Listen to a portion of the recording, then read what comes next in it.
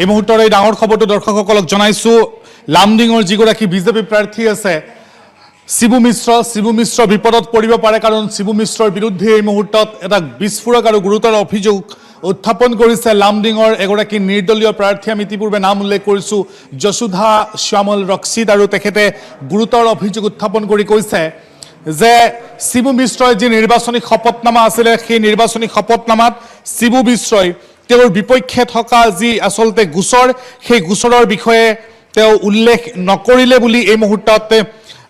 এই গুৰুতৰ অভিযোগ উত্থাপন কৰিছে আৰু কৈছে যে নিৰ্বাচন আয়োগে এই ক্ষেত্ৰত ব্যৱস্থা গ্ৰহণ কৰিব লাগে এই মুহূৰ্তত আমি দৰ্শকসকলক দেখুৱাইছো শিবু মিশ্ৰৰ যিখন নিৰ্বাচনী শপতনামা সেই শপতনামা শিবু মিশ্ৰই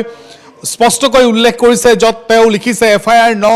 number with name and address of police station concerned বুলি যেটো কলম আছে তাত স্পষ্টকৈ লিখিছে not applicable বুলি লিখিছে অৰ্থাৎ not applicable বুলি তেতিয়াহে লিখা হয় যেতিয়া সেই ব্যক্তিগৰাকীৰ ওপৰত কোনো ধৰণৰ গোচৰ আসলতে নাথাকে কোনো ধৰণৰ গোচৰৰ তেওঁ সন্মুখীন নহয় তেতিয়া এই not applicable বুলি লিখা হয় সমান্তৰালকৈ case নং with name of the court তাতো লিখিছে not applicable তাৰ সমান্তৰালকৈ অন্যান্য যিসমূহ কলম আছে সেই কলমসমূহত not applicable বুলি লিখিছে যি নিৰ্বাচনী শপতনামা আছে সেই নিৰ্বাচনী শপতনামাত শিবু মিশ্ৰই স্পষ্টকৈ উল্লেখ কৰিছে তেওঁৰ বিপক্ষে কোনো ধৰণৰ আসলতে গোচৰ চলি থকা নাই বুলি নিৰ্বাচনী শপতনামাত উল্লেখ কৰিছে কিন্তু শ্যামল ৰক্ষিতে এই মুহূৰ্তত গুৰুতৰ অভিযোগ কৰি কৈছে মন্তুজ পাল নামৰ এগৰাকী ব্যক্তিয়ে তেওঁৰ বিপক্ষে গোচৰ তৰিছিল আৰু গোচৰ নম্বৰো এই মুহূৰ্তত তেওঁ উল্লেখ কৰিছে গুৱাহাটী উচ্চ ন্যায়ালয়ত WPC 6812/2023 নম্বৰৰ এই গোচৰ এই মুহূৰ্তত চলি আছে বুলি তেওঁ অভিযোগ কৰিছে আৰু এই বিস্ফোৰক অভিযোগেৰে নিৰ্বাচন আয়োগক তেওঁ অভিযোগ দাখিল কৰিছে আৰু সমান্তৰালকৈ বিজেপিৰ প্ৰাৰ্থীগৰাকীৰ এই মুহূৰ্তত মনোনয়ন বাতিল কৰাৰ দাবী কৰিছে নিৰ্দলীয় প্ৰাৰ্থীগৰাকীয়ে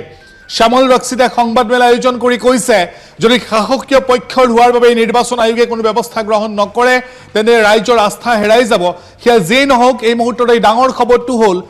যে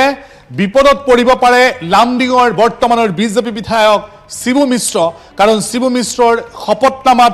আখুৱাহ থকাৰ কথা এই মুহূৰ্তত নিৰ্দলীয় প্ৰাৰ্থীগৰাকীয়ে উল্লেখ কৰিছে